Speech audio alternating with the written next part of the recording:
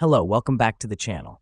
Today, we're diving right into a full guide on how to use Airtable for creating and managing online surveys in 2025.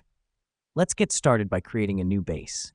Head over to the Airtable homepage, sign in, and click on the Add a Base button. This is the foundation for your survey, where you'll store and manage all of your responses. Now that we've done that, let's move on to creating a table. Click on the Add a Table button and name it Survey Responses.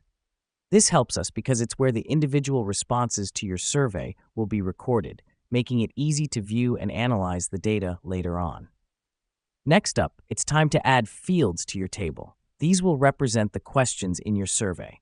Click on the plus sign next to the default name field and type in your first question. Repeat this process for all your survey questions. The reason we do this is to create a clear structure for your survey data. Once you've set up your table, go to the Share button and select Form View. This transforms your table into an interactive form that you can send out as your survey. Let me explain why this matters.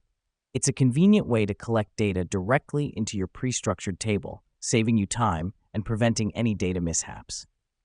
Finally, it's time to customize the form. Click on the pencil icon to edit each field, specifying the type of answer you want, text, multiple choice, etc., and whether the question is mandatory.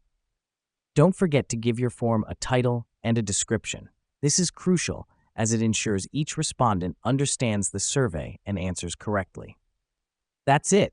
You've just created your online survey using Airtable. Remember to share the form link with your target audience and watch as the responses automatically populate in your survey responses table.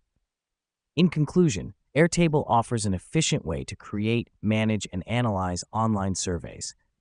It may look complex at first, but once you get the hang of it, you'll see how it simplifies the process of data collection and management. As always, thanks for watching, and until next time, happy data crunching.